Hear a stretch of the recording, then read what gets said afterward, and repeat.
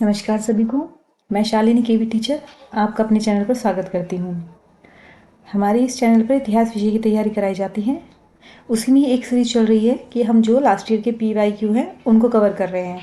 जो भी किसी भी स्टेट के आए हुए TGT PGT के एग्ज़ाम हैं, तो जो भी हमारे इसमें हिस्ट्री के क्वेश्चन हैं वो सब हम इसी सीरीज़ में लेकर के आ रहे हैं। इससे पहले भी 4 वीडियोज़ आ चुकी हैं, आप उन्हें देख सकते हैं।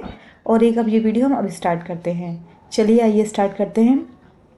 ये क्वेश्चन है हमारा, एशियाटिक सोसाइटी ऑफ बॉम्बे की स्थापना निम्नलिखित में से किस वर्ष हुई थी।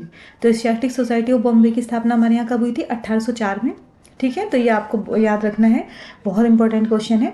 एशियाटिक सोसाइटी ऑफ बॉम्बे, तो इसकी स्थापना की किसने थी? जेम्स मैकिन्टोश ने, जो कि इंग्लैंड के ही एक प्रतिष्ठित वकील थे। ठीक है, मुंबई में इन्होंने ये एशियाटिक सोसाइटी को स्टार्ट किया था।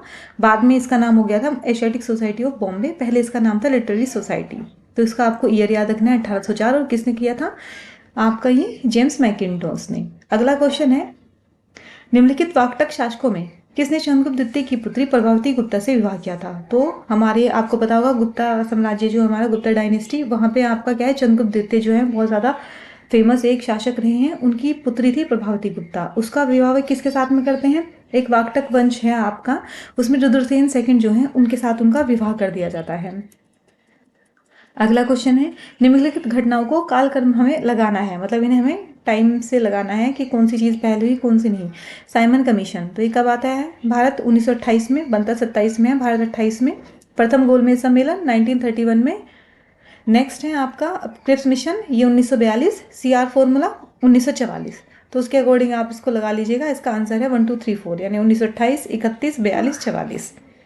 अगला क्वेश्चन, निम्नलिखित में से किससे गुप्तों ने पतलून पहनना सीखा? तो देखिएगा, गुप्तों ने किससे? कुषाणों से, मौर्यों से, शुंग से या फिर शकों से? तो आपके जो गुप्त होते हैं वो किसके किसके सामंत होते हैं कभी के टाइम में? कुषाणों के। तो उन्होंने कुषाणों से ही पतलून पहनना सीखा होता है। गुप्तों ने कुषाणों से काठी, बागडोर, बटन वाले कोट, पतलून और जूते का उपयोग सीखा है। अगला है, मैगस्थनीज द्वारा उल्लेखित एस्ट्रोनोमी अधिकारी का संबंध किससे था? तो मैगस्थनीज ने बहुत सारे अधिकारी बताए हैं, उसमें एक एस्ट्रोनोमोई, वो कौन था? नगर का अधिकारी। ठीक है, तो एस्ट्रोनोमोई देखो बीच में से कैसे याद रख सकते हो, TYNO, टेनो, यानी कि टाउन है ना, टीनो और टाउन एक जैसे लग रहे हैं, तो ये नगर का अधिकारी होता है। जिले का अधिकारी कौन था? एग्रोनोमोई, है ना। और फिर उसके बाद में है आपका जो चलिएगा, यहाँ देखिएगा, रूपदर्शक सिक्कों की जांच करने वाला अधिकारी, सौवर्णिक टकसाल का, प्रदेष्टा फौजदारी न्यायालय का अधिकारी और व्यवहारिक दीवानी न्यायालय का अधिकारी।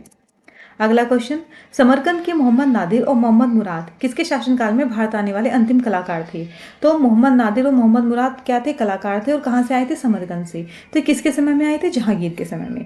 आप सबको पता होगा जहांगीर एक बहुत ही ज़्यादा फेमस वो था, मतलब चित्रकार था वो, और उस चित्रकारी से बहुत ज़्यादा पसंद थी। ठीक है, उसने बहुत सारे जो चित्रकार अपने दरबार में बुलाए थे और उनको वो उपाधियाँ भी देता था और उनको सम्मानित भी करता था। गविष्ठी क्या थी?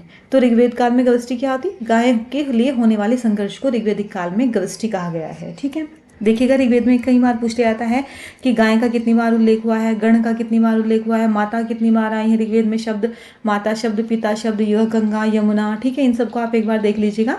गाय का ऋग्वेद में 176 बार उल्लेख हुआ है। ठीक है, गंगा का कमेंट कीजिएगा कितनी बार, और यमुना का भी कितनी बार, और माता और पिता शब्द का कितनी कितनी बार उल्लेख हुआ है। ठीक है, किसने यह घोषणा की है कि बहादुर शाह की मृत्यु के पश्चात मुगलों को राजा की उपाधि नहीं मिलेगी? डलहौजी, कैनिंग, लॉरेंस या फिर एलेनब्रो? तो ये कौन करता है भाई, ये स्टेटमेंट कौन देता है कि अब मुगलों को राजा की उपाधि नहीं मिलेगी बहादुर शाह के बाद? तो बहादुर शाह कब था? 1857 के आसपास, और उस टाइम हमारा कौन था? कैनिंग।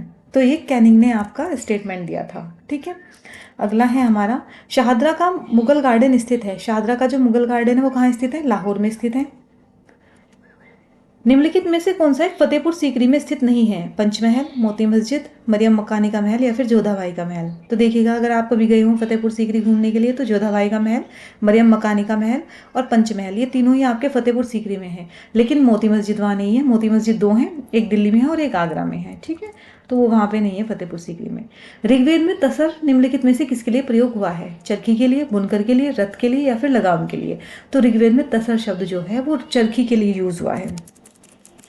जेम्स मिल की रचना the history of British India का प्रकाशन कब हुआ? 1817 में। जेम्स मिल की रचना है आपका the history of British India, इसका प्रकाशन 1817 में हुआ था। अगला है, निम्नलिखित में से किसे सुधरी हुई मुद्रा पद्धति को स्थापित करने का श्रेय जाता है? यानी कि कौन, इनको दूसरे तरीके से कह सकते हैं कि किसको मुद्रा पद्धति को स्थापित करने का श्रेय जाता है, तो शेरशाह को जाता है। शेरशाह ने क्या किया था, मुद्रा व्यवस्था में बहुत ज़्यादा सुधार किया, जिसको बाद में जाकर के बहुत सारे राजाओं ने फॉलो भी किया था।